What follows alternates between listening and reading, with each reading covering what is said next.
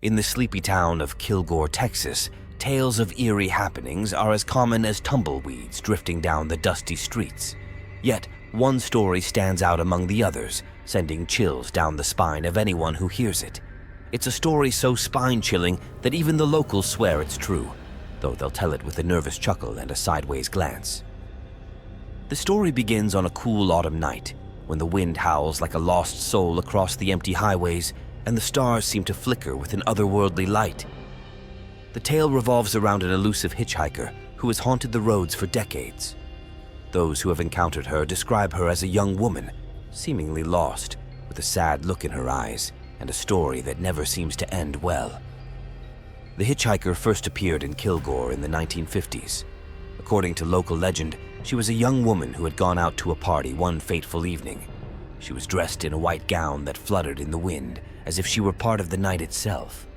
She never made it back home. Her story, as it's told around campfires and kitchen tables, has many versions, but they all end with her disappearance and the chilling mystery of what happened to her. The most famous version of the story involves a young man named Jake who was driving home from a late-night shift. Exhausted but eager to get home, he found himself on a desolate stretch of highway. Out of the darkness, a figure emerged, her silhouette barely visible in the dim light of his headlights. She was the hitchhiker, standing by the roadside with her thumb outstretched. Jake, feeling a mix of sympathy and curiosity, pulled over. The young woman climbed into the passenger seat, shivering as though she had been out in the cold for hours. Her presence was unnerving but oddly compelling. She introduced herself as Mary, and they drove in silence for a while, the only sounds being the hum of the tires on the asphalt and the occasional rustling of leaves in the wind. As they drove, Mary began to tell Jake her story. She spoke of a party she had attended and how she had been hoping to catch a ride home, but had been stranded on this very highway. Her voice was soft and distant, as if she were recounting a memory from another lifetime. Jake, trying to keep the conversation going, asked her where she lived. Mary gave him an address that Jake had never heard of before. It was an old, abandoned farmhouse that had been empty for years. Despite the oddness of the address, Jake was determined to help her. As they approached the farmhouse, Mary's demeanor changed. She became increasingly agitated, her hands gripping the edge of the seat. Just as they reached the driveway, Mary suddenly exclaimed that she had to get out right away. She thanked Jake hurriedly and vanished into the darkness, leaving Jake alone in the driveway. It was only the next morning that Jake learned the shocking truth. The farmhouse was indeed abandoned, and the local historians revealed that Mary had been a local girl who had vanished decades ago under mysterious circumstances. No one had ever seen her again. Jake's heart sank as he realized that he might have just encountered a ghost, a hitchhiker whose tragic tale had become a haunting legend. The story of the vanishing hitchhiker became a chilling reminder of Kilgore's darker folklore, a tale that was shared among friends and strangers alike. Whether you believe in the supernatural or not, the legend of Mary and her eerie ride has become a staple of local lore, reminding everyone that some mysteries are best left unsolved. The next morning, Jake found himself consumed by the events of the previous night. He tried to shake off the feeling of dread that had settled over him, but every time he closed his eyes, he saw Mary's haunted face.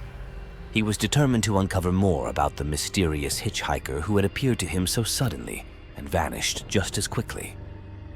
Jake decided to visit the old farmhouse that Mary had mentioned.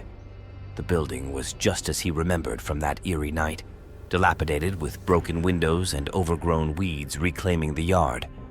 Despite its forsaken appearance, there was something strangely compelling about it. It was as if the house itself was waiting for him to uncover its secrets. He approached the farmhouse cautiously, his footsteps crunching on the gravel. Inside, the air was thick with dust and the smell of decay. The wooden floors creaked beneath his weight as he moved through the rooms, searching for any clues that might explain Mary's story. Every corner seemed to whisper secrets of a time long past. As Jake explored, he found a photograph lying on the floor, partially hidden under a fallen beam. It was a black and white picture of a young woman dressed in a white gown, her face eerily familiar. There was no name or date on the photograph, but Jake's gut told him it was Mary. The photo was old, yellowed with age, and seemed to have been deliberately left behind. Jake took the photograph to the local historical society, hoping someone there could shed light on the mysterious woman. The staff, a group of elderly locals who had lived in Kilgore all their lives, were intrigued by the photo. After some research and digging through old records, they confirmed what Jake had feared. The woman in the photo was indeed Mary, and her story was part of the town's dark past. According to the historical records, Mary had been a vibrant young woman who had disappeared after attending a dance at the local community hall. She was last seen leaving the dance alone, and despite extensive searches, she was never found. The case remained unsolved, and her disappearance had become a ghost story that the townspeople whispered about in hushed tones. The more Jake learned, the more unsettling the whole situation became. It seemed that Mary's story was not just a ghost story, but a tragic reality that had left an indelible mark on the town. But there were still unanswered questions. Why had Mary appeared to him? What had happened to her that night? And why did she choose to reveal herself to Jake? Determined to find answers, Jake began digging into other reports of similar encounters. He spoke with other locals who had experienced strange phenomena, hoping to find a pattern or clue that would explain Mary's haunting presence. What he discovered was a network of stories and legends that suggested Kilgore was home to more than just one ghostly tale. Each account seemed to weave into the next, creating a tapestry of paranormal activity that painted a chilling picture of the town's history. From sightings of shadowy figures to eerie noises in the night, it was clear that Kilgore had become a magnet for supernatural occurrences.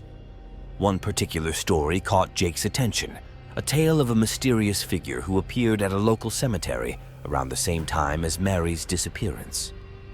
This figure, known only as the Phantom Watcher, was said to roam the graveyard, watching over the resting places of the town's deceased. Some believed it was a guardian spirit, while others thought it was a harbinger of doom. Jake decided to investigate the cemetery, hoping that the answers to Mary's disappearance might lie among the graves. He ventured out one foggy evening, armed with a flashlight and a notebook. The cemetery was eerily quiet, the only sound being the rustling of leaves and the distant call of an owl. As Jake walked among the tombstones, he couldn't shake the feeling that he was being watched. Suddenly, his flashlight flickered and went out, plunging him into darkness. The silence was broken by the sound of footsteps, soft, shuffling steps that seemed to move closer and closer. Jake's heart raced as he fumbled to turn his flashlight back on, the beam revealing nothing but shadows and gravestones. He could feel a presence, a palpable sense of dread that made his skin crawl. He took a deep breath and continued his search, determined to find something that could explain the strange occurrences. As he approached a particularly old and weathered grave, he noticed something unusual, a fresh set of footprints leading away from the grave, disappearing into the mist. As Jake followed the fresh footprints, the mist seemed to thicken around him, wrapping the cemetery in an almost tangible shroud of secrecy. Each step felt heavier, more laden with an eerie anticipation. The footprints led him to the edge of the cemetery, where an old, neglected mausoleum stood, half buried under vines and grime. Jake approached the mausoleum with a mixture of trepidation and curiosity. The heavy stone door creaked open as he pushed it, revealing a dark, musty interior. Inside, the air was cool and stale, filled with the scent of aged wood and damp earth. Jake's flashlight flickered erratically as he stepped inside, illuminating faded murals and crumbling sarcophagi. In the center of the mausoleum, Jake found a single ancient book lying open on a pedestal. The pages were yellowed with age, and the text was written in an archaic script. As Jake leafed through the book, he realized it wasn't just any book. It was a ledger documenting the names and stories of the deceased from Kilgore's past, including entries about Mary and several other people with haunting tales. One entry caught his eye. It described a ritual performed long ago, one that had been intended to summon spirits and keep them bound to the earth. The details were vague, but it seemed the ritual had gone awry, trapping the spirits in a state of restless limbo. Jake's heart raced as he connected the dots.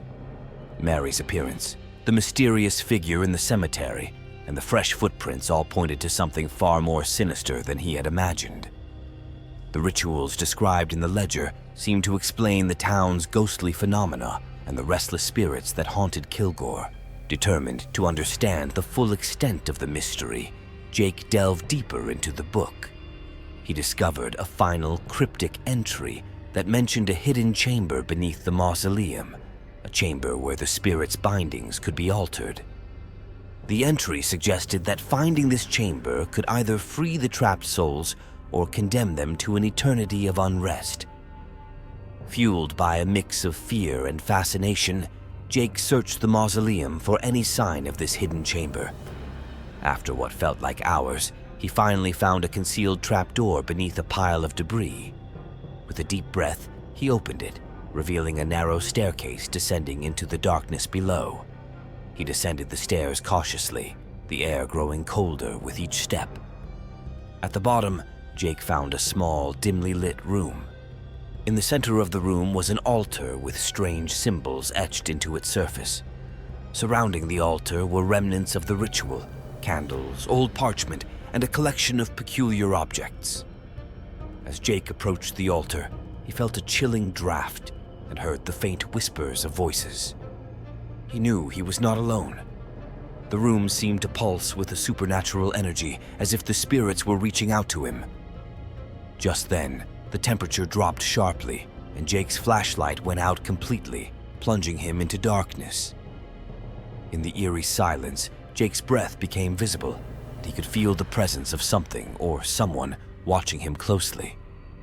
He reached out, feeling his way around the altar, and accidentally knocked over a candle.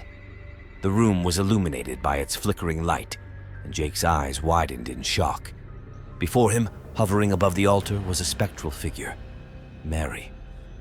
Her face was serene but sorrowful, her presence ethereal and haunting.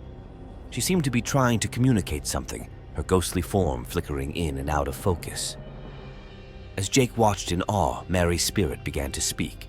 The words were barely audible, but they conveyed a message of regret and a plea for release. Mary explained that the ritual had indeed trapped her and other spirits, binding them to the earthly realm in a state of limbo.